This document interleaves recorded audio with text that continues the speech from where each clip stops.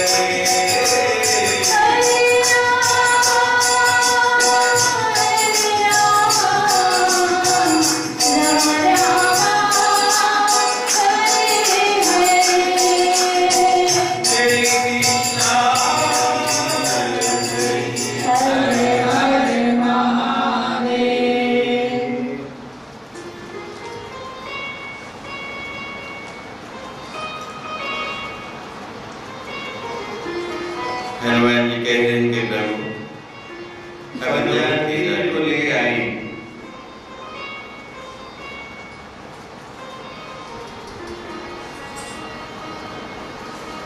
और इस दोहे के अंदर बड़ा ही सुंदर सवाल जवाब है हनुमान जी का और भगवान का।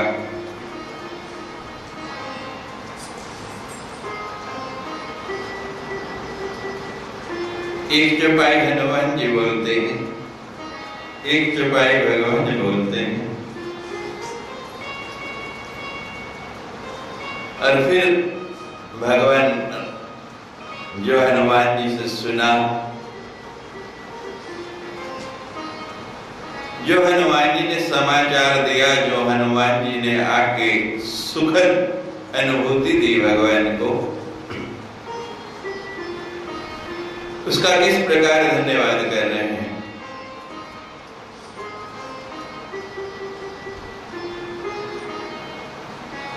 संसार में आप किसी का भी हित करते हैं, किसी का उपकार करते हैं,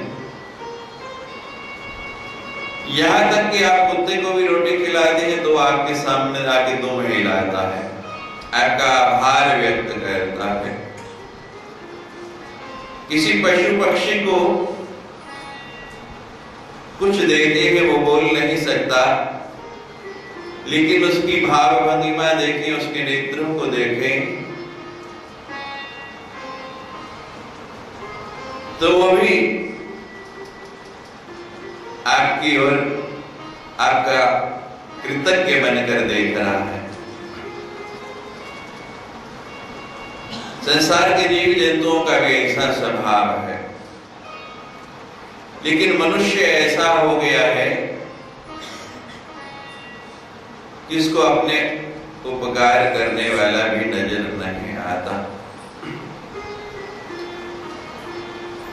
और संसारी व्यक्तियों को तो छोड़िए, जिसका हमारे ऊपर सबसे बड़ा उपकार है, जिसने ये जीवन दिया हमें, और केवल जीवन ही नहीं दिया, वो सब कुछ दिया जिसकी इस जीवन को चलाने के लिए आवश्यकता है।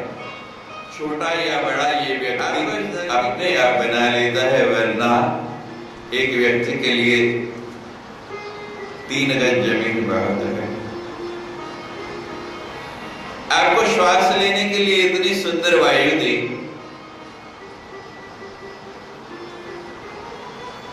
कभी वायु ने किसी से ये कहा कि मैं तुमको सांस नहीं लेने दूंगी? आप उसका धन्यवाद करो ना करो कि तक ये हो या नहीं हो, कभी उसने कहा? भगवान ने धरती पर जन्म दिया और कभी किसी से यह कहा कि नहीं मैं तुम्हें धरती पर पैर नहीं रखने दूंगा। सबके लिए भोजन की व्यवस्था की कमी या ज्यादा ये व्यक्ति ने अपने आप कर लिया, लेकिन भगवान ने हर एक के लिए कुछ ना कुछ व्यवस्था जरूर की। कितनी सुंदर रात्रि बनाई, थोड़ी सी कल्पना करो कि ये रात्रि नहीं होती, आप सो नहीं पाते तो क्या दशा होती आपकी। कितनी वनस्पतियां बनाई, पेड़ पौधे बनाए,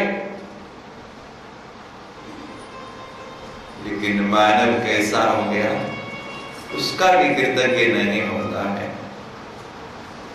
उसके भी उपकार को भूला बैठा है कि भगवान ने हमारे ऊपर कितनी मेहरबानी की है। और इस पूरे दोहे के अंदर यही चर्चा है। हनुमान जी भगवान से कह रहे के हनुमंत विपति प्रभु सोई, जब तब सुमिरन भजन न होई।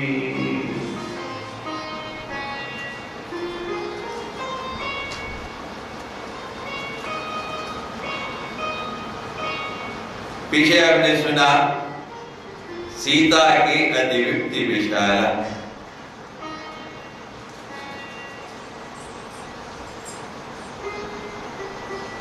वहां भगवान के साथ चर्चा हो रही है। भगवान बता रहे हैं कि बहुत ही विपत्ति में है।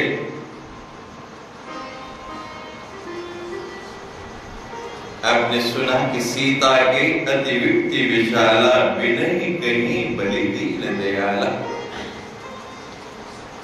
अब वो विपत्ति क्या है, यह हनुमान जी उसका खुलासा कर रहे हैं कि विपत्ति क्या होती है।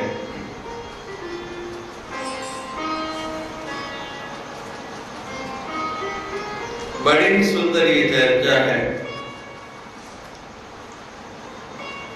जब भगवान से कहा कि भगवान आप अब देर ना लगाइए, चलिए,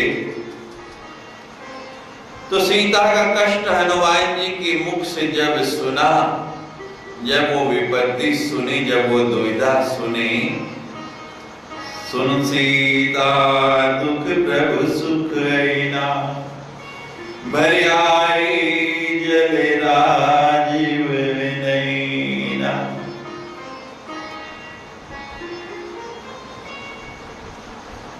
जैसे ही सीता का क्या सीता वहां कैसे रह रही है, तो सुनते ही जिनके नयनों का राजीव नयन कहा गया है, जिनको कमल नयन कहा गया है, उन नेत्रों से भी आज अश्रुधारा बहने लगी, वो जल से भर आए, भर आई जल राजीव नयना। नेत्र छलक पड़े आज भगवान भी अपने को रोक नहीं पाए।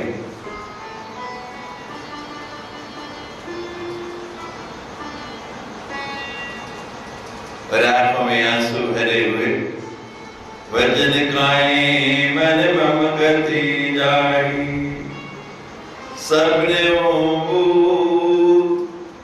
विपत्ति की ताई। अब भगवान हनुमान जी से कहते हैं कि हनुमान, तुमने कहा सीता के अति विपत्ति विशाला, कि सीता बड़ी विपत्ति में है, बहुत दुख में है।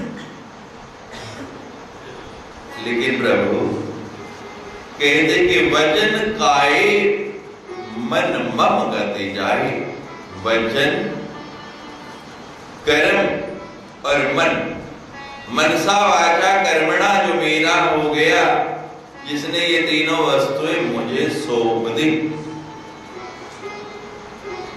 व्यक्ति कहता कुछ और है, उसके वचन कुछ और है, कर्म कुछ और है और मन कुछ और है।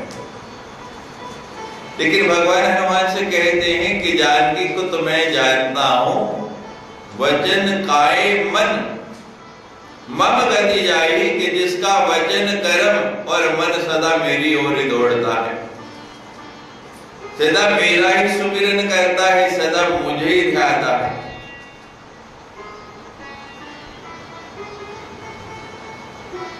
जिसका लक्ष्य केवल मैं ही हूं। दूसरा विचार ही जिसके मन में नहीं आता, वचन काए मन मम गति जाए, कि जिसका वचन कर्म और गति ये तीनों मेरी ओर हैं। सपने मुझे विपत्ति की आई, कहते हैं उसको प्रत्यक्ष तो क्या, स्वप्न में भी कभी विपत्ति नहीं आ सकती,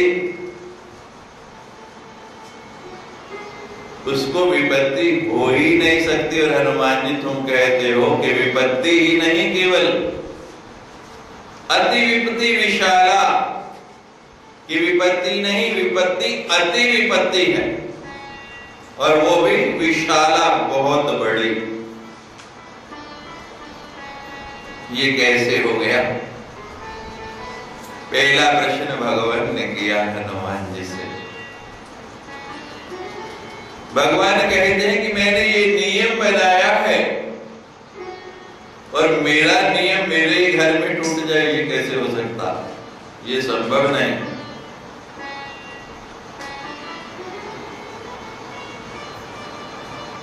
अब हनुमान जी जवाब देते हैं भगवान को, और जवाब वही है जो सदा आप सुनते आए, प्रबल प्रेम के पाले पढ़कर प्रभु को नियम बदलते देखा। हनुमान जी कहते भगवान नियम आप बनाते हैं, लेकिन जब प्रेम प्रबल हो जाता है, प्रगाढ़ होता है, तो नियम भी टूट जाते हैं।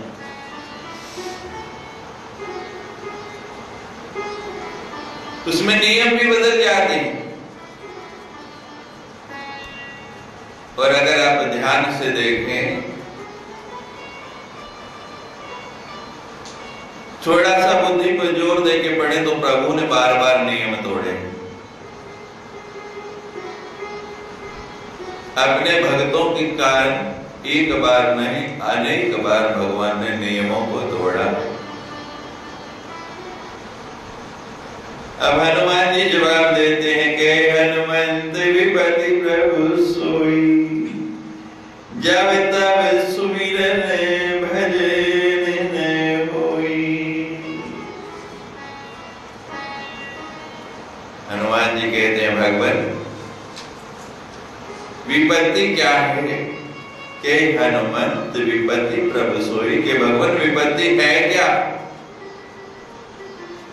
और हर व्यक्ति इस बात को जानता है कि विपत्ति कब आती है। विपत्ति में वी और पति आया है, वी और पति। जब आप पति से विमुख होते हैं तो कष्ट आता है क्या नहीं? जब पति के विरुद्ध होते हैं कष्ट आता है। जब पति से किसी बात पे मन मुटाव हो जाए, पति के प्रति मन में विकार आ जाए, जब विवाद हो जाए, जब वैमनस्य हो जाए,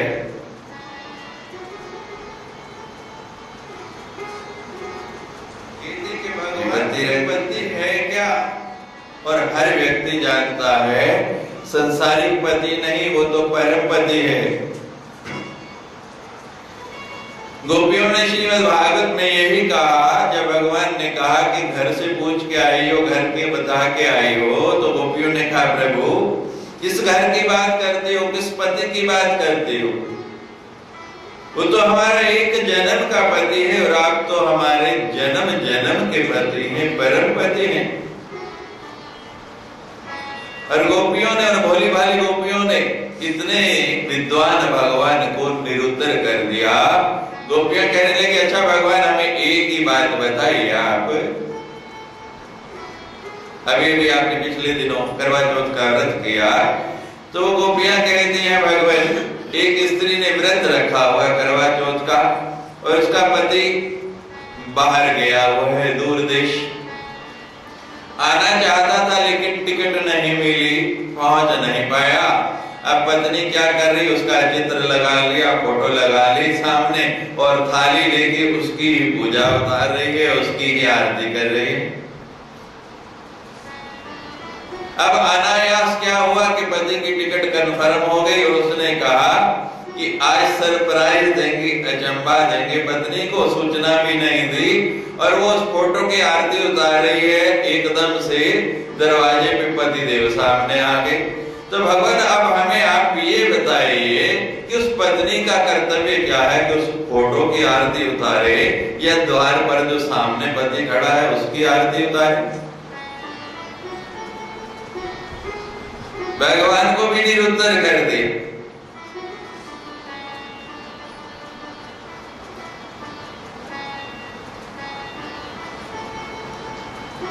वो परम पति है।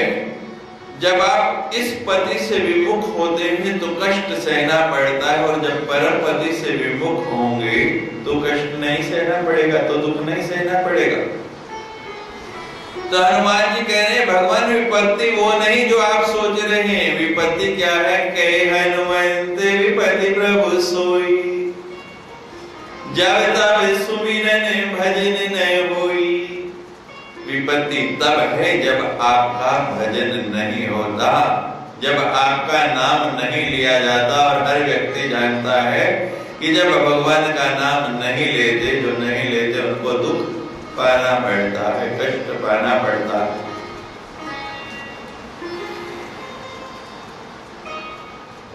विपत्ति में नाम नहीं लेना चाहता। समाचार पत्र में समाचार आया है, हमने भी पढ़ा और कुछ दृश्य हमारे बाबा जी ने भी देखे और कहते हैं इसको बंद कर दो। इस नगर के सबसे धनाढ्य व्यक्ति, जब धन आता है, मद आता है, ईश्वर को भूल जाते हैं, भगवान को भूल गए। और भगवान को भूलते ही जब विपत्ति आई तो अब कैसे गिड़गिड़ा रहे, क्या दशा है उनकी, कोई सोच सकता था? थोड़े समय के लिए आपको लगता है, थोड़ा अनुभव होता होता है कि वो तो भगवान का नाम नहीं लेता और बहुत सुखी है, बहुत पैसे वाला हो गया, लेकिन ये क्षणिक है और वो आपको ऊपर से सुखी दिखता है। ये संसारी साधन उसके पास बहुत है इसलिए आपको सुखी दिखता है, लेकिन सबसे अधिक दुखी वही है। कभी आपने देखा नहीं पैसे वालों को, उनको सुख कहां है? जो सुख भगवान की मस्ती में डूबा हुआ एक व्यक्ति ले सकता है, जो आनंद वो ले सकता है, जो मस्ती वो ले सकता है, वो पैसे वाला नहीं ले सकता। एक शराबी आदमी शराब पीता है, नशे में हो जाता है, थोड़ी देर के लिए भूल जाता है, पांव डगमगाते हैं, झूमता है, नृत्य करता हुआ लगता है, लेकिन वो नृत्य नहीं कर रहा। और दूसरी तरफ एक भक्त है, वो भी नशे में है, उसके भी पैर डगमगाते हैं, जैसे वो झूमता है ऐसे वो भी झूम रहा है, वो भी नृत्य कर रहा है, लेकिन उसके नृत्य में लय है, ताल है, बिना घुंघरुओं के इतनी सुंदर ध्वनि आ रही है, ऐसी मस्ती आ रही। वो नशा उसको कहां ले जाता है? थोड़ा सा ज्यादा हो जाए तो किसी नाली में पड़ा होगा, कहीं गिरा होगा, और ये नशा कहां ले जाता है? अब तो वो गिरने नहीं देता, और गिरता भी है तो कहां गिरता है? उसके चरणों में गिरता है। और जो उसके चरणों में गिर जाते हैं, फिर लोग कैसे उठाते हैं? संतों को आप लोग क्यों नमस्कार करते हैं, क्यों प्रणाम करते हैं, क्यों उनके पास आते हैं? वो उसके चरणों में गिर गए हैं, उस नशे में इतने मस्त हो गए हैं, इतने आनंद में डूबे हुए हैं। आपकी इच्छा होती है कि थोड़ा सा आनंद मैं भी ले लूं, उससे बदबू आती है, इससे सुगंध आती है। हनुमान जी कह रहे कि हनुमंत विपत्ति प्रभु सोई, जब तब सुमिरन भजन ना होई। भगवान विपत्ति यही है कि जानकी वहां आपका भजन उस तरह नहीं कर पा रही है जैसे करती थी, ये विपत्ति है, ये उसको कष्ट है, दूसरा कोई कष्ट नहीं। कीर्ति बात प्रभु जातु धान की। और हे भगवान, आपका जो बल है, आपका सामर्थ्य है, कीर्तिक बात, इन राक्षसों की तो हंसते क्या है, इनकी क्या बात है? आप थोड़ी सी ब्रेकुटी टेढ़ी करते हो, ये सारे राक्षस मर जाए। कीर्तिक बात प्रभु जात धान की। आपके लिए कठिन कार्य नहीं है, रिपु ही जीती आन भी जानकी। अब आप जो है एक ही कार्य करिए, आप जाइए, युद्ध कीजिए और रिपुओं को, उन राक्षसों को जीत करके जानकी को ले आइए, उसको वापस ले आइए। अब हनुमान जी की बात खत्म हुई। अब भगवान ने बोलने लगे और हनुमान जी ने ऐसी बात कह दी कि भगवान को एक नहीं दो चौपाइयों के अंदर उत्तर देना पड़ा। सुन कपिते समान उपकारी, नहीं कोई सुर नर मुनि तनुधारी। हे कपि, हे हनुमान जी, आपके जैसा उपकार करने वाला ब्रह्मांड में कोई दूसरा नहीं हुआ है, नहीं को, ना सूर्य, ना देवता, ना मनुष्य, और ना कोई संत, ना कोई शरीरधारी, कोई भी प्राणी, नर, किन्नर, नाग, असुर, गंधर्व, कोई भी ऐसा नहीं हुआ जैसा उपकार तुमने किया है। उपकार क्या है?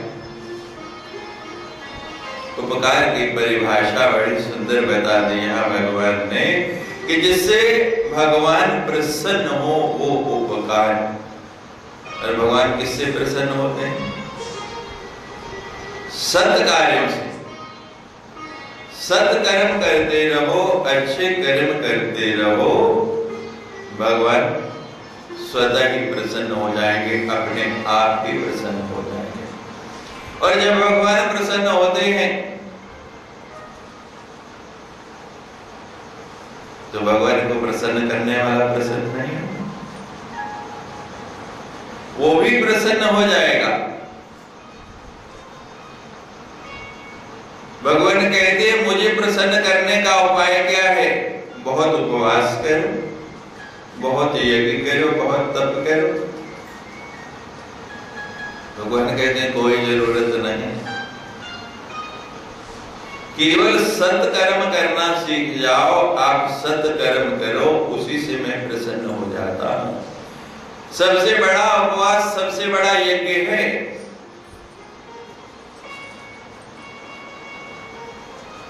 गोविंद सिंह जी ने भी बड़ा सुंदर कहा है, देही शिवा वर मोहि देहि, शुभ कर्मन से कबहू न डरो।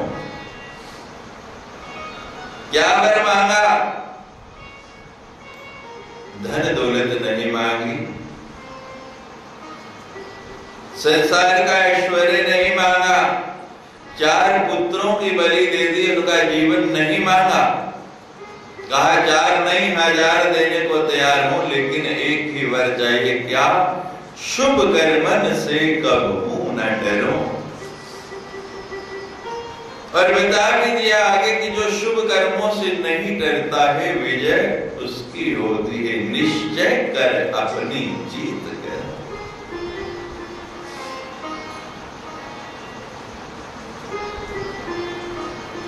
हो जाएंगे जैसे सत्कर्म के ऊपर भगवान प्रसन्न है, इतने द्रवित हैं और कितने प्रसन्न हैं। प्रत्युपकार करो कातुरा, सन्मुख होई न सकत मन मोरा। हे हनुमान जी, मैं आपका क्या उपकार करूं, आपका क्या हित करूं? आपने जो मेरा हित किया, उसके बदले में, उसके एवज में मैं आपका क्या हित करूं? जब कोई व्यक्ति आपको इतनी बड़ी वस्तु दे दे कि जिसके बदले में आपके पास देने के लिए वैसा कुछ है ही नहीं, तो आप क्या करेंगे? कुछ कर पाएंगे? आपकी हैसियत है, सरल भाषा में आपको समझाएं कि किसी को आप ज्यादा से ज्यादा दिवाली थी कि 500 रुपए का तोहफा खरीद के दे पाए, और वो आपके घर 50,000 का तोहफा दे जाए, तो आपकी हिम्मत कहां कि उसके बदले में उसको कुछ देंगे, कुछ कर पाएंगे? तो ऐसी स्थिति यहाँ भगवान की है, जो सर्व समर्थ है, सब कुछ देने वाले हैं, जिनके पास सर्व साधन है, हर वस्तु है। वो भगवान कह रहे कि हनुमान जी, प्रति उपकार करो का तोरा, मैं आपका उपकार क्या करूं, आपका हित क्या करूं? और जब मैं आपका हित नहीं कर पा रहा, तो मेरी दशा बड़ी खराब है। सन्मुख होई न सकत मन मोरा, ये मेरा मन जो है आपकी सामने नहीं हो पा रहा, मैं आपको मुख नहीं दिखा पा रहा, मुख नहीं जा। कोई आपका इतना उपकार कर दे, आप क्या करते हैं? सिर झुक जाता है, नतमस्तक हो जाते हैं, उसके सामने सिर उठाने की हिम्मत नहीं होती, उससे नजरें नहीं मिला पाते। ऐसी परिस्थिति आज भगवान की है। भगवान हनुमान जी को क्या क्या कह रहे हैं, अगले सत्संग का विषय रहेगा। जयकारा हरि, नहीं कोई सुर नर मुनि तन धारे। भगवान कह रहे हैं कि हे हनुमान जी, ना देवताओं में, ना मनुष्यों में और ना मुनियों में जितने भी संसार के अंदर शरीरधारी प्राणी हैं, उनमें कोई भी आपके समान उपकार करने वाला नहीं है।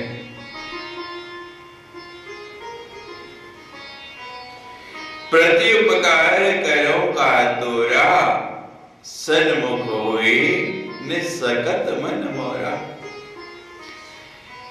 कि हनुमान जी, मुझे समझ में नहीं आ रहा कि मैं आपके इस उपकार के बदले में आपका क्या उपकार करूं, क्या हित साधन करूं।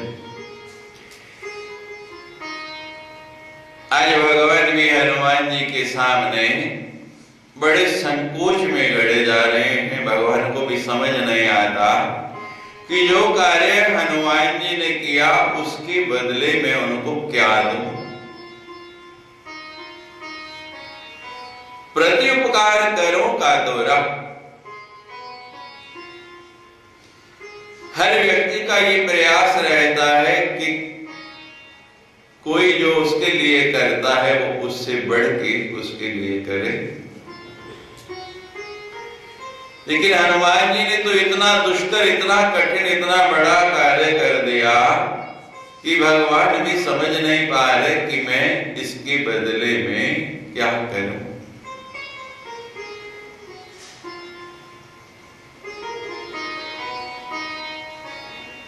अब आपने किसी से कुछ उधार ले लिया और परिस्थितियां ऐसी हो गई, समय प्रतिकूल हो गया कि आप उसको जो वायदा किया था उस वायदे पर लौटा नहीं पाते।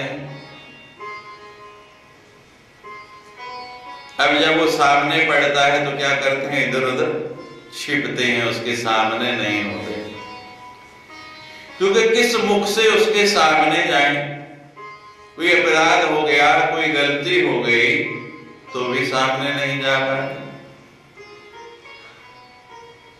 तो भगवान यह कह रहे हैं कि सन्मुख होए नहीं सकत मन मोरा। हनुमान जी से बातें कर रहे हैं, चर्चा कर रहे हैं, लेकिन हनुमान जी को जैसे पहले देखते थे भगवान, आंखों में आंखें डाल के, सामने चेहरे से चेहरा मिला के, वो चेहरा नहीं मिल रहा है।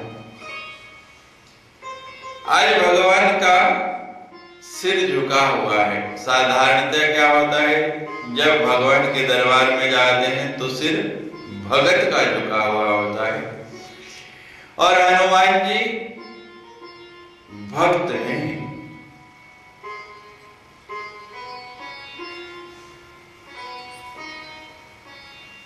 भक्त में इतनी सामर्थ्य है, इतनी ताकत है कि भगवान को भी झुका दिया।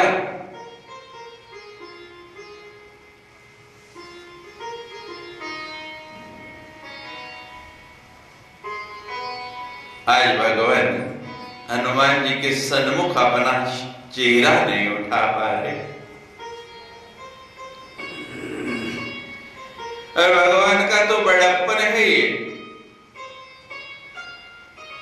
हर व्यक्ति ये जानता है संसार में जितने भी कार्य होते हैं किसकी इच्छा से होते हैं, किसकी शक्ति से होते हैं। भगवान नहीं चाहे तो इस संसार का एक पत्ता भी हिल नहीं सकता। सब कार्य करने वाले, सर्व समर्थ होने वाले वो भगवान कह रहे हैं कि मैंने नहीं ये कार्य तूने किया, उसको बड़ाई दे रहे हैं। ये भगवान का चरित्र है। भृगु आए, भृगु ने क्रोध में आके भगवान के वक्षस्थल पर प्रहार कर दिया। भगवान ने मुनि के चरण पकड़ लिए, उन्हें दबाने लगे, सहलाने लगे। भगवान आपके चरण बड़े कोमल हैं और मेरा वक्षस्थल तो वज्र जैसा कठोर है। आपके पाँव में चोट तो नहीं है? ये भगवान का गुण है। कितने दीन है भगवान, यहाँ भी हनुमान जी से कह रहे हैं करने कराने वाले आप, और महत्व उनको दे रहे हैं कि आपने इतना बड़ा कार्य किया कि मैं तो आपके सन्मुख नहीं हो पा रहा, आपके सामने मुख नहीं उठा पा रहा। इस चौपाई से बड़ी सुंदर शिक्षा ग्रहण कर लो। हम इतना सा कार्य करते हैं और कैसे गाते फिरते हैं कि ये काम हमने किया, मैंने किया।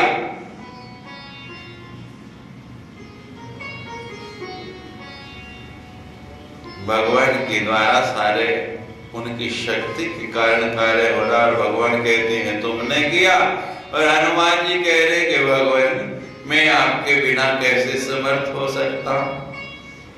भगवान का भी सिर झुका हुआ और भक्त का भी सिर झुका हुआ। भगत सिर झुका ले तो भगवान का भी सिर झुका सकता है, और जो सिर उठा के रहे उसका परिणाम क्या होता है? आज कितने कट गए मैं करने वाले, गिनती है? सन्मुख होई ने सकत मन मोरा, सुन सुति तो ही उरिने में नाई।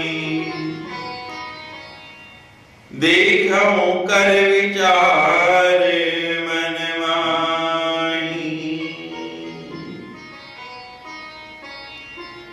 भगवान कहते हैं कि हनुमान जी मैं आपका ऋणी हूं, और ऋणी भी ऐसा कि ऋण नहीं हो सकता, ये ऋण मैं चुका नहीं सकता।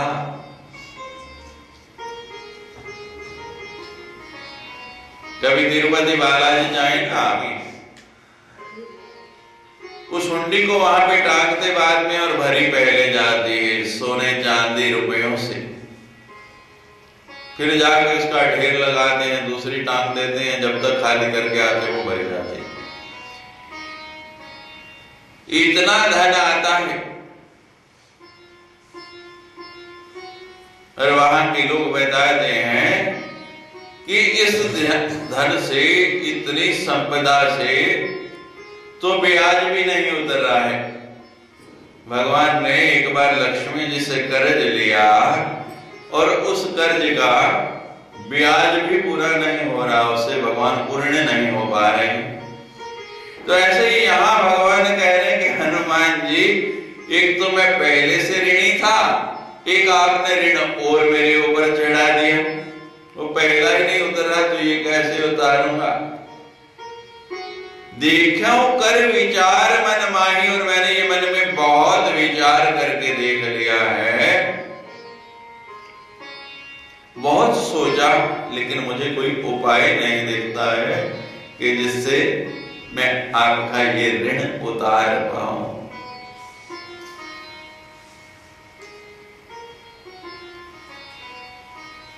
संसार में कोई दिन ऐसा नहीं जिस दिन हम ऋण नहीं लेते, कर्जा नहीं लेते। जब से हम पैदा हुए हैं, कर्ज लेना अच्छी प्रवृत्ति नहीं है।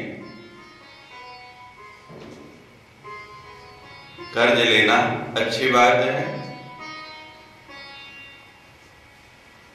अच्छी बात नहीं। आजकल तो फैशन हो गया है कि कर्ज के बिना कोई कार्य नहीं होता। लेकिन मैं इस कर्ज की बात नहीं कर रहा। जब से हम पैदा हुए तब से हम ऋणी हैं। हमारे ऊपर पहले ही 3 ऋण हैं। जन्म लेते ही 3 ऋण आ गए हमारे पास, एक नहीं 3 ऋण पैदा होते ही हमने ले लिए। और कोई बिरला ही मुझे दिखता है आज के युग में तो बैंक से हम गाड़ी के लिए, मकान के लिए, टीवी के लिए, फ्रिज के लिए या किसी और वस्तु के लिए जो भी कर्ज लेते हैं, लोन लेते हैं हर महीने, 1 महीने भी नहीं कराए तो बैंक वाले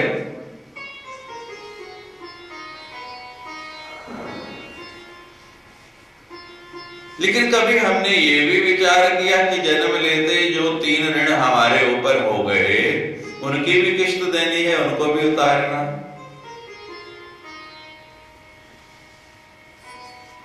कौन कौन से 3 ऋण हैं? सबसे पहला ऋण बताया देव ऋण। जिस ईश्वर ने हमें जन्म दिया, इस धरा पर भेजा, जिसकी अनुकंपा हुई, जो प्रतिदिन हमारे रहने का, खाने पीने का व्यवस्था करेगा, कभी उसका ऋण उतारने की चेष्टा की? दूसरा ऋण मातृ पितृ ऋण।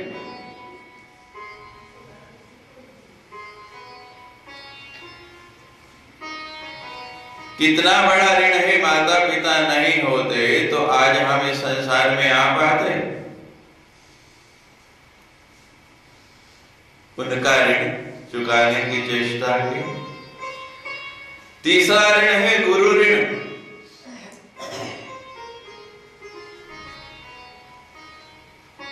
ये 3 ऋण सदा हमारे ऊपर चढ़े रहते, उतारना भी कठिन नहीं, लेकिन फिर भी हम उतारने का प्रयास नहीं करते।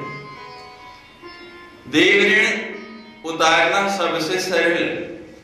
जिस ईश्वर ने हमें इतना कुछ दिया, शरीर के अंगों की गिनती करो,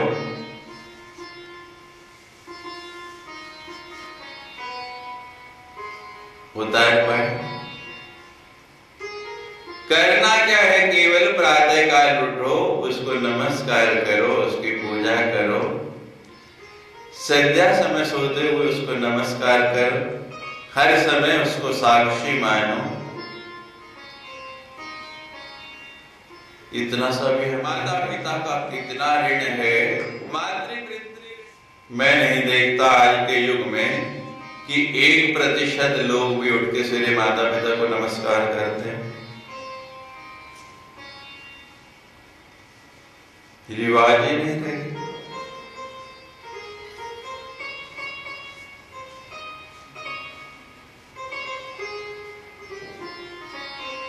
कुछ जाएगा, प्रातः काल उठ के उनके चरण छूओगे, नमस्कार करोगे, आशीर्वाद ही देंगे, आपसे कुछ लेंगे तो नहीं।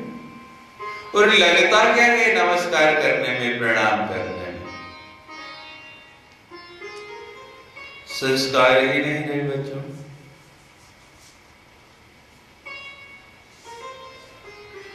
और कुछ भी नहीं दो माता पिता को, इतना ही केवल कर लो तो माता पिता इससे प्रसन्न हो जाते हैं।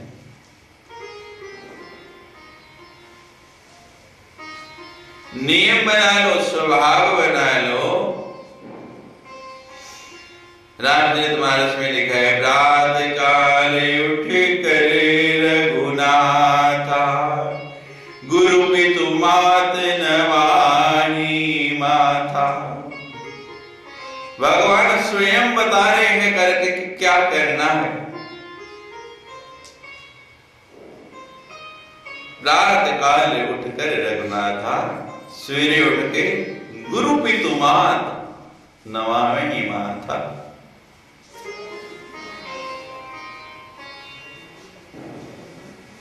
अगर पास में रहते हैं माता पिता,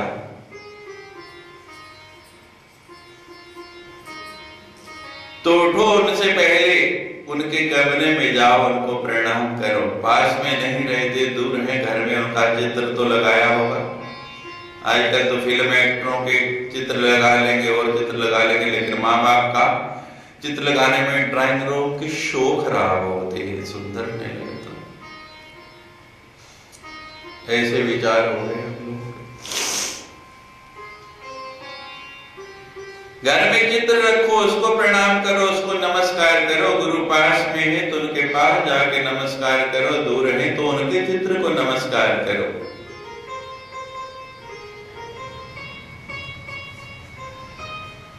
आशीष मिलेगा। गुरु ऋण है, जिसने शिक्षा दी, जिसने ज्ञान दिया, हम अंधकार में भटक रहे थे, सदगुरु राह नहीं दिखाए, कैसे चले?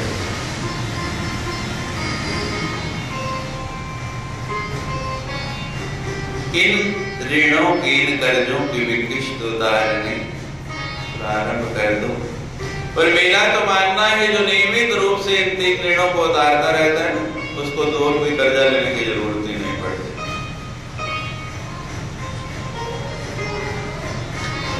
लेकिन हम इन बातों को मानते नहीं, विचार नहीं करते, और भगवान कह रहे हैं देखो कर विचार मन माही।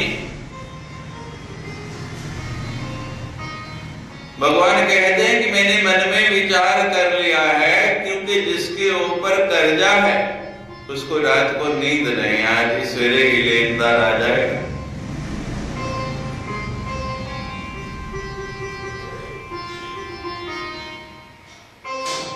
यहां भी सोचा कि कोई लेनदार आ जाएगा, पता नहीं कब आ जाएगा, उसका कर्जा उतारना। आपको तो पता है, लेकिन भगवान कह रहे कि मुझे पता नहीं कि मैं इसके बदले में क्या दूं, इस ऋण से कैसे पूर्ण हूं।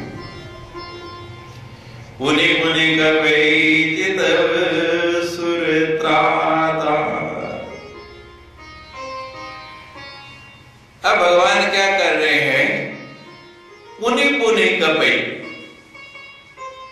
चितव सुर त्राता, बार बार हनुमान से की ओर देखते हैं। देव दानव सब भयभीत रहते हैं। जो देवताओं के रक्षक हैं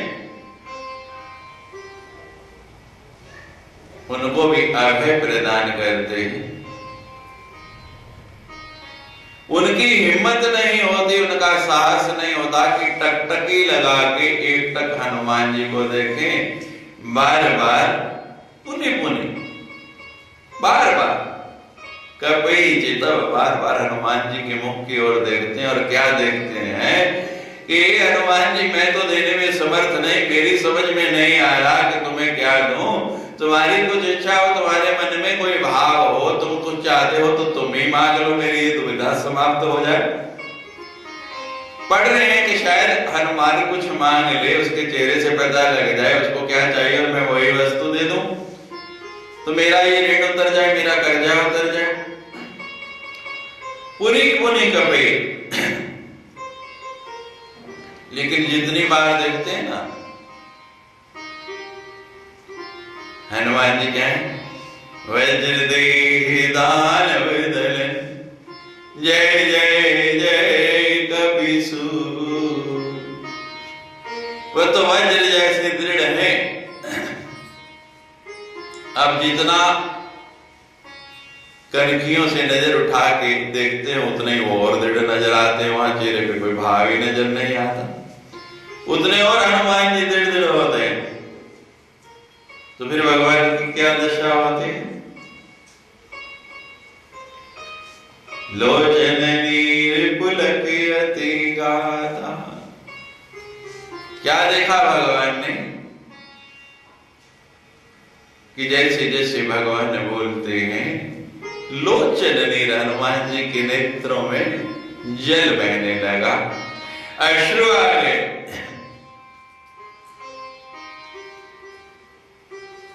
पुलक अति गाता, शरीर अत्यंत पुलकित हो रहा, कपकपी हो रही हनुमान जी को। ऐसे भाव में आ रहे हनुमान जी कि इस दृष्टि में मैं क्या करूं। कोई बहुत प्रशंसा कर दे और जिसके हम पात्र नहीं हो तो व्यक्ति कहता है धरती फट जाए और मैं इसमें गड़ जाऊं। हनुमान जी की यही दशा हो रही और इस विचार करके उनके नेत्रों में, आंखों में आंसू बहने लगे। सुन प्रभु अजने विलोक की मुख, गाज हर्ष हनुमंत, चरण परयु प्रेमाकुल, राहि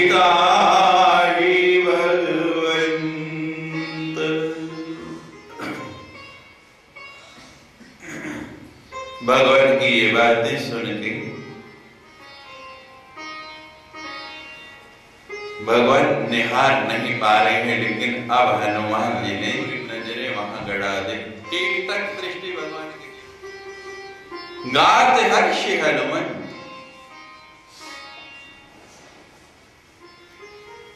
मन में हृदय भी उठता है और विषाद भी उठता है।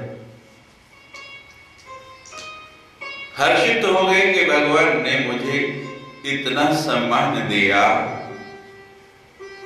इतनी मेरी प्रशंसा की और विकल भी हो।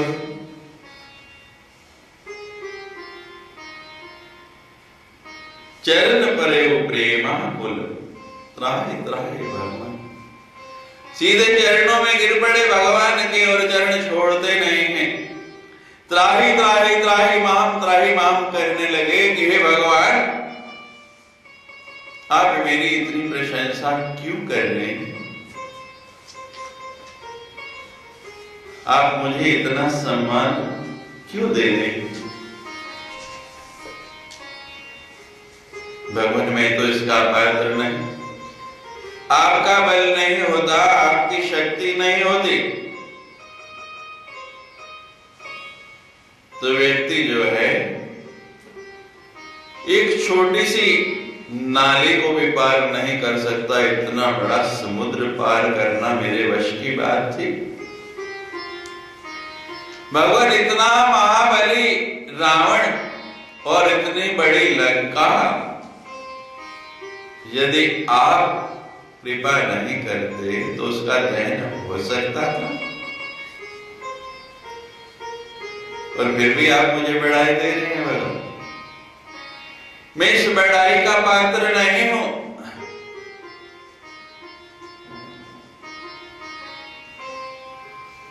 भगवान, मेरे पीछे जो बल है, जो शक्ति है, वो आपकी है। ये कार्य आपकी कृपा के कारण संभव हो पाया, और भगवान वरना ये काम पूरा नहीं हो सकता। व्यक्ति तीन कारणों से दूसरे की प्रशंसा करता है। पहली बात, उससे कुछ लेना। जिस व्यक्ति से कुछ लेना होता है उसकी बहुत प्रशंसा कर देते हैं, वो प्रशंसा से प्रसन्न होके आपकी इच्छित वस्तु दे देता है। दूसरा कारण, किसी से कुछ लिया हुआ है और आप दे नहीं पा रहे तो उसकी बहुत प्रशंसा करते हैं।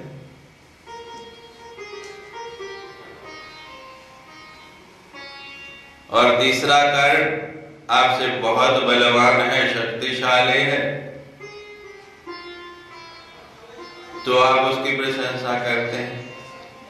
हनुमान जी कहते हैं, भगवान, इन तीनों में से कोई भी कारण नहीं, आप तो पूरे विश्व को देने वाले, मुझसे क्या लेना? आपसे बलशाली दूसरा कोई है ही नहीं, और आपसे पूरा संसार भयभीत रहता है, आपको मुझसे कोई भय नहीं। उल्टा मुझे आपसे भय, फिर आप मेरी प्रशंसा क्यों कर रहे हैं? और भगवान, प्रशंसा अच्छी बात नहीं।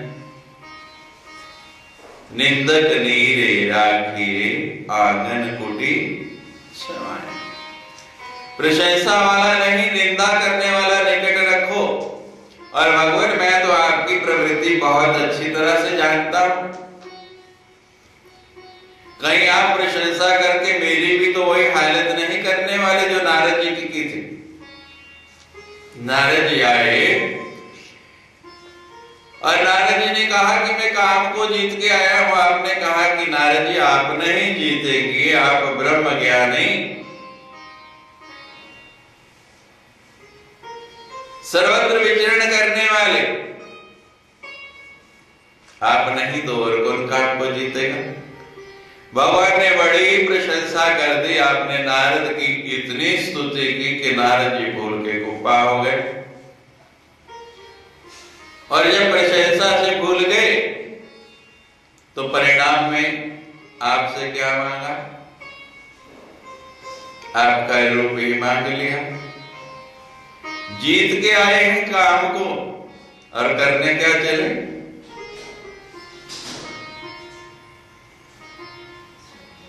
भगवान कहीं आप ऐसी प्रशंसा मेरी तो नहीं कर रहे?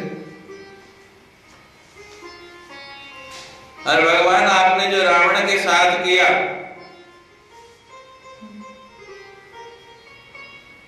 नारद ने मांगा यही विधि नाथ होए हित मेरा, और आपने उसके हित के बदले में उसको वानर का रूप दे दिया। और सब लोग जानते हैं स्वयंवर में क्या दशा हुई। नारद जी उस स्वयंवर में पहुंच गए और माला लेके जब कन्या आई तो नारद जी उचक उचक के सबसे ऊंचे हो रहे हैं कि सबसे सुंदर तो मैं ही हूं, भगवान ने अपना रूप दिया है, मेरे से सुंदर तो दूसरा हो नहीं सकता।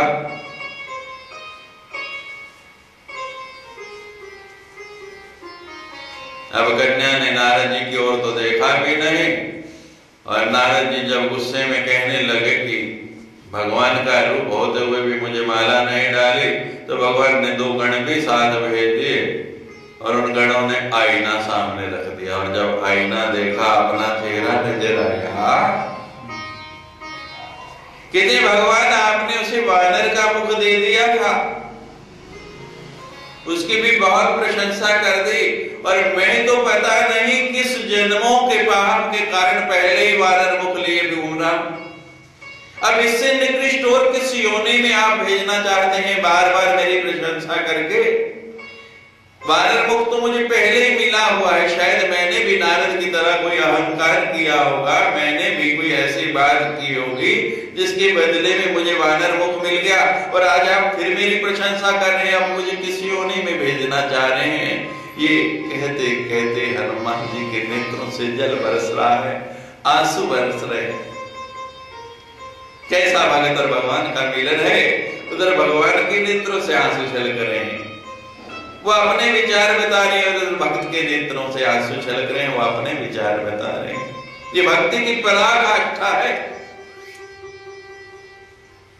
भगत तो बहुत रोते हैं भगवान के लिए, संसार में बहुत आपने देखे हैं, लेकिन धन्य वो भगत है हनुमान जी जैसे, जिनके लिए भगवान भी रोते।